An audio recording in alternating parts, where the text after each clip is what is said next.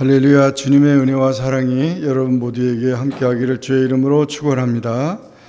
오늘 제목을 다 같이 따라하겠습니다. 내가 나를 사랑하느냐. 우리 기독교는 사랑의 종교라고 말합니다. 그래서 기독교의 이 교회는 사랑의 공동체가 되어야 되고, 또 무엇보다도 우리 온 성도가 가정이나 모든 면에서 사랑의 삶을 보여야 합니다. 우리의 신앙은 사랑으로 나타나야 되는데, 여기서 말하는 사랑은 아가페 사랑을 말하는 것입니다. 우리는 사랑이라는 말이 그냥 한마디로 됐지만, 이 헬라어는 네 가지 단어로 나눠져 있어요. 종류가. 그래서 아가페 사랑은 하나님의 사랑, 거룩한 사랑을 말하고, 절대적인 사랑을 말하고, 그 다음에 에로스 사랑이 있어요. 에로스 사랑은 부부간의 사랑, 가정에 있는 가정 사랑. 그리고 필리아라는 사랑이 있어요. 필리아는 우정이 있죠. 친구 간에. 친구도 그게 우정이 그 사랑하는 마음이에요. 그래서 친구. 그 다음에 스톨게라고 하는 단어가 있는데, 이것은 조국을 사랑하는 거, 이렇게 이제 큰 그 세계를 사랑하는, 평화를 위해서 이렇게 하는 거. 우리 기독교는 그 네 가지 중에서 가장 큰 그 크고 위대한 사랑, 아가페 사랑을 말합니다. 그래서 우리가 아가페 사랑을 깨달아야 돼요. 그 사랑을 가지면 그 사랑이 기본이 되기 때문에 그 사랑에서 모든 사랑이 전파되는 겁니다. 심지어 우리가 이제 부모님의 사랑을 받지 못할 그 고아 같은 그런 아이들도 아가페 사랑, 하나님의 사랑으로 그 부모님에게 받았지 못하는 그 사랑도 다 받을 수 있는 것입니다. 마찬가지로 에로스의 사랑도 마찬가지고, 우리가 세상의 모든 사랑들은 다 부족하고 만족을 다 이룰 수가 없어요. 그런데 아가페 사랑은 정말 훌륭한 사랑이에요. 그 사랑을 통해서 우리의 가정이 아름다워지고 세계가 밝아지고 평화를 이룩하는데, 그 사랑이 사라지게 되면은 저렇게 맨날 전쟁하고 맨날 너 죽자 나 죽자 이렇게 되는 겁니다. 그래서 그 사랑을 보여주기 위해서 예수님이 오셨고, 하나님은 사랑이시라고 말씀하셨고, 그렇기 때문에 우리는 이 사랑의 의미를 깊이 알아야 합니다. 오늘 본문에 있는 말씀을 보면은 예수님의 제자들이 어떤 자들이죠? 예수님이 기도해서 뽑은 제자들이 12명. 그 제자들이 3년 동안 예수님 따라다니면서 예수님이 하시는 일을 보았고, 말씀을 들었고, 또 다 이렇게 했는데, 그런데 본질을 다 잃어버렸어요. 사랑을 배워야 되잖아요. 그렇죠?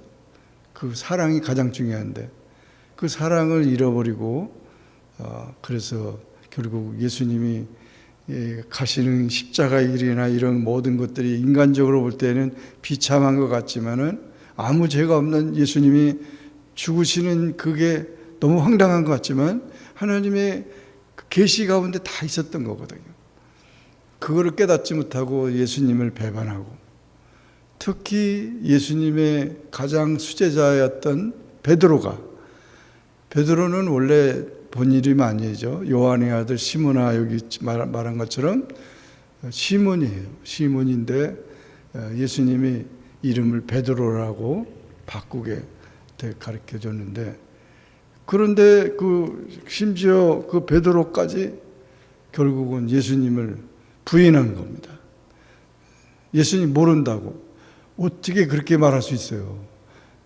나는 전혀 모른다. 이게 치매에 걸린 사람은 모를지 몰라도 치매가 아닌데 예수님 모른다고. 결코 모른다고. 맹세코 모른다고. 저주코 모른다고. 얼마나 그렇게. 그러니까 완전히 예수님을 막 짓밟고 그냥 자기도 붙잡혀 죽을지 모르니까 그런 위험을 당할까봐 그냥 그렇게 예수님 모른다고 했죠. 뭐 베드로도 그렇고 뭐 다른 제자도 다 도망가 버리고, 그리고 가룟 유다는 뭐 예수님을 팔아먹었고, 뭐 돈 대제사장들한테 은삼십에 팔아먹고, 선생님을 팔아먹고 이러니까 엉망진창이죠. 중요한 거는 사랑인데 사랑을 배우지 못한 것이죠. 우리 신앙생활 하면서 예수님의 사랑, 하나님의 사랑을 깨닫지 못한다면 그것은 우리 신앙생활이 정말 성숙되지 못한 그런 모습이나 똑같은 것입니다. 그래서 예수님께서 십자가에 죽으셨다가 부활하셨잖아요. 그리고 제자들한테 다 보여줬잖아요. 그런데 예수님은 부활하셔서 살아나셨으니까 그거는 알 수 있지만, 그러나 제자들은 그것이 우리 자기들한테는 별로 느낌이 없는 거예요. 예수님 사라져버렸어. 없어졌으니까. 그래가지고 다시 고기 잡으러 갔어요. 옛날에 하던 고기잡이, 갈릴리 그 바닷가에서 고기 잡는데 고기가 안 잡히잖아요. 안 잡히는 상태에서 부활하신 예수님을 찾아오신 거예요. 그래서 그 제자들을 만나십니다. 그물을 깊은 데로 던져봐라. 그래서 다시 던져가지고 던졌더니, 예수님이 말씀대로 던졌더니 153마리가 잡혔어요.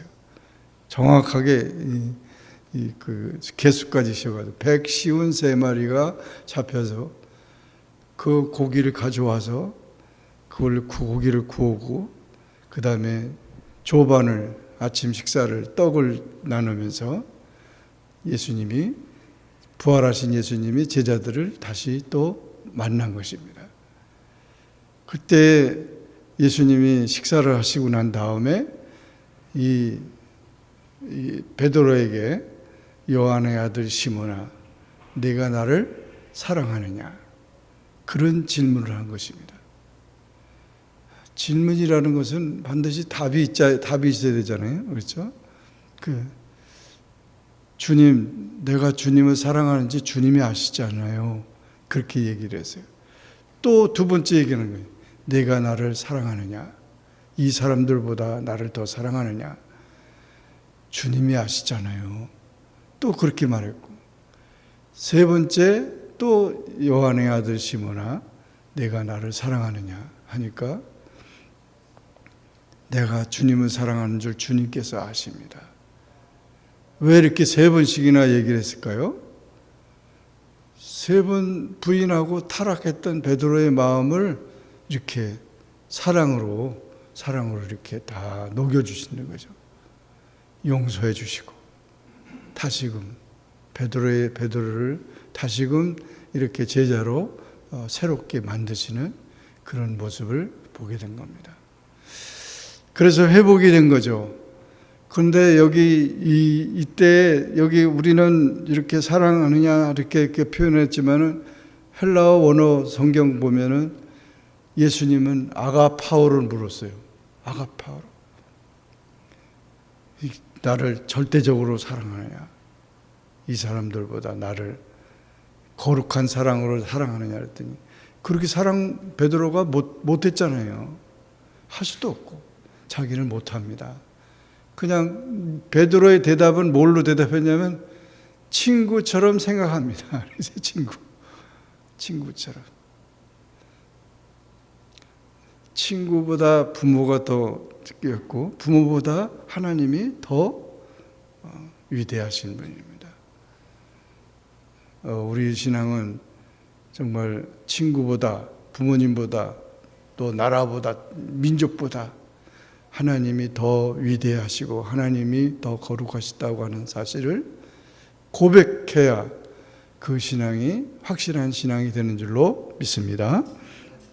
그래서 이와 같이 사랑을 회복하며 예수님이 마지막에 세 번째 그래서 그래 네가 원하는 대로 그냥 나 친구처럼 하나님 친구처럼 생각해도 돼.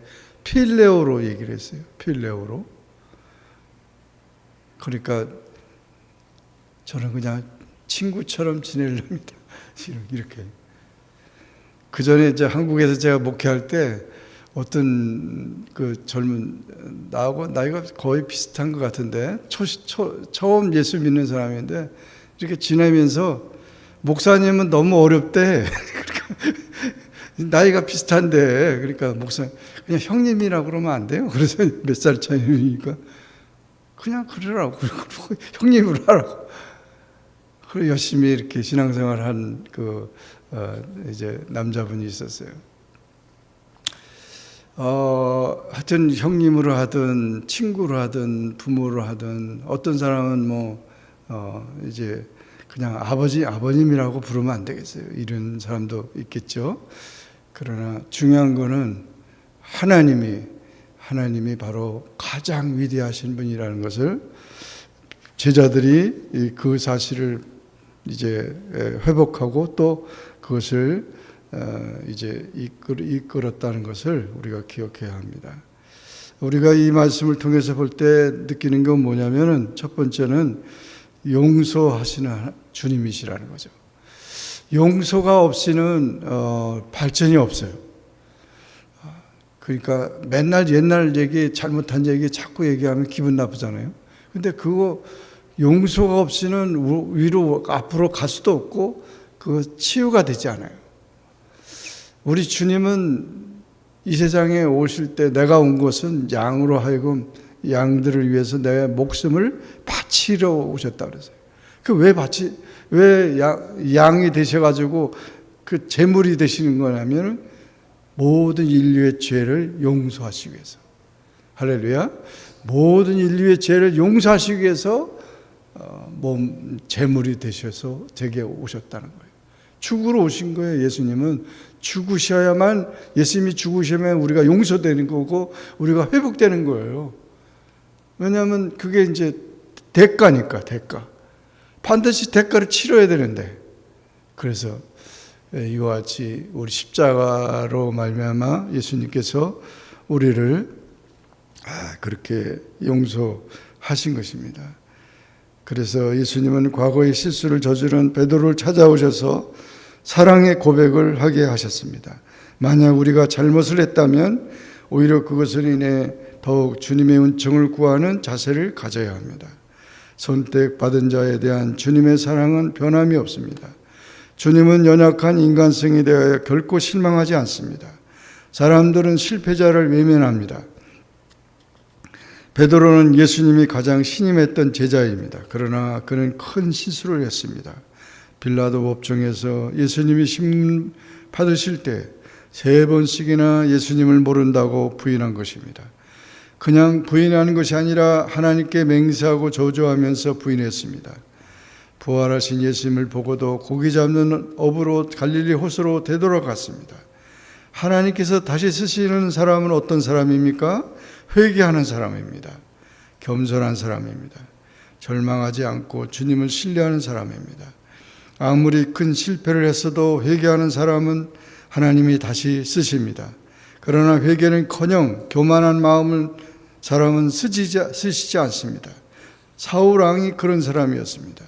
사무엘 선지자의 책망을 받았을 때 엎드려 회개하지 않고 더욱 교만해졌기 때문에 그 온 가족이 망하고 말았습니다. 다윗도 큰 실패자였습니다. 남의 아내를 빼앗고 그 남편을 전쟁터에서 고의로 죽게 하였습니다. 간음죄와 살인죄를 저질렀습니다. 어떻게 보면 사울보다 더 야비한 죄를 지은 것입니다. 그러나 다윗은 하나님께서 버리지 아니하시고 크게 쓰신 것은 회개하고 하나님 앞에 바로 섰기 때문입니다. 하나님 앞에서 항상 겸손했기 때문입니다. 베드로는 다구는 소리를 듣고 나가 통곡하며 회개했지만 가룟 유다는 회개하지 않고 스스로 자포자기에 빠졌기 때문에 자살로 인생을 끝내고 말았습니다. 인간은 실수를 하고 실패를 하지만 하나님은 그것을 이용하여 더 좋은 작품을 만들어 내십니다. 우리가 알거니와 하나님을 사랑하는 자, 곧 그 뜻대로 부르심을 입은 자들에게는 모든 것이 합력하여 선을 이루느니라. 로마서 8장 28절 사도 바울이 고백한 것처럼 정말 우리가 용서의 사람이 되셔서 하나님의 사랑으로 충만하기를 주의 이름으로 축원합니다. 두 번째 우리가 깨달은 것은 사랑이자 사랑. 예수님은 실패자 베드로에게 사랑으로 찾아오셨습니다. 예수님은 찾아오셔서 베드로에게 위로와 용기를 주셨습니다.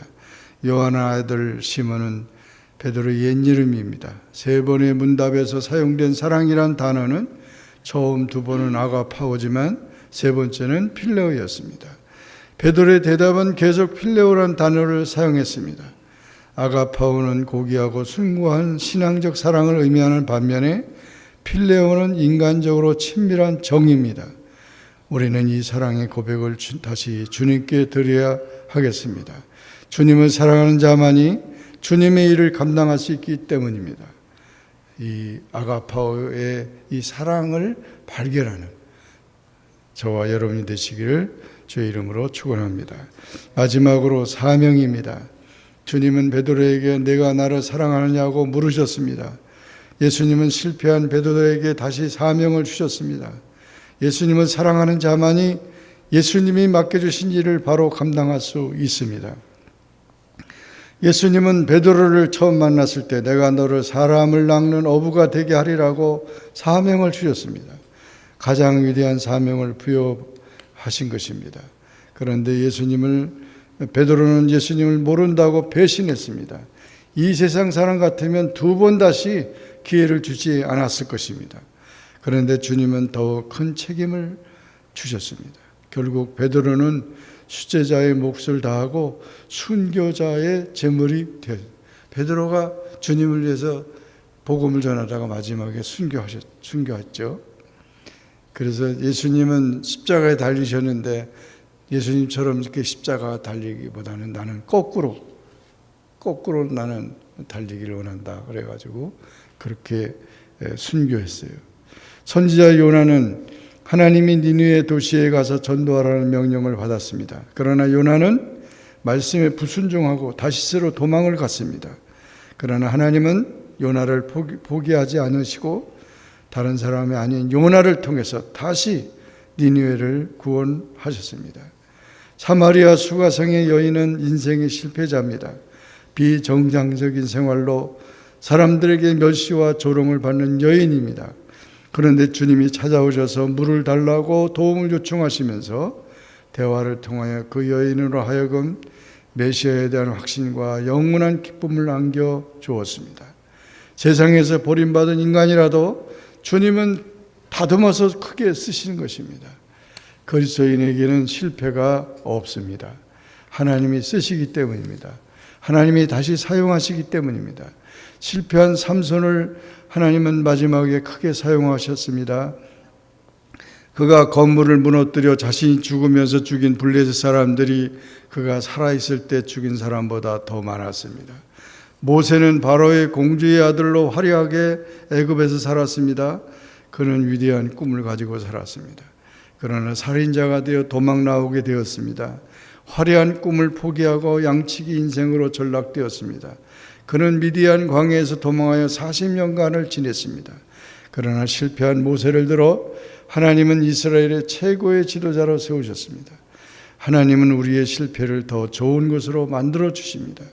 사명감을 뒤로하고 로뎀나무 아래서 죽기를 간청하던 실패한 사역자 엘리야를 주님은 찾아오셨습니다.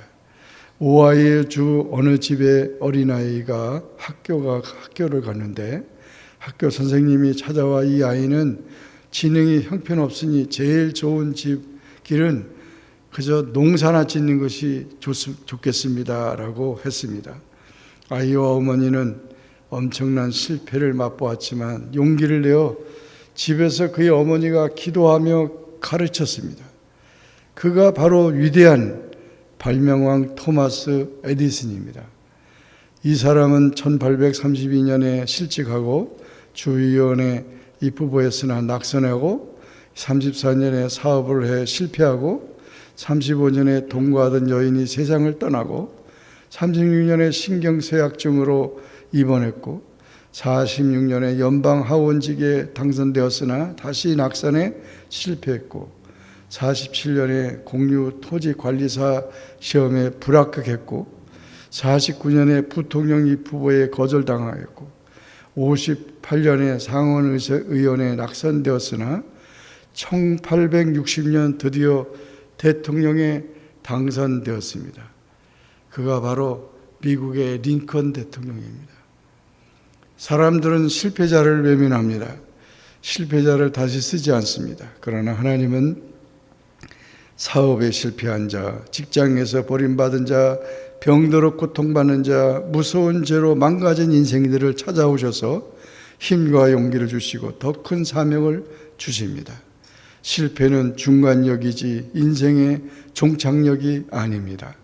그러나 실패의 현장에 너무 오래 머물지 마십시오. 너무 아파하고 괴로워하지 마십시오. 지나치게 낙심하지 마십시오. 실패는 끝이 아니라 새로운 삶을 향한 출발점입니다.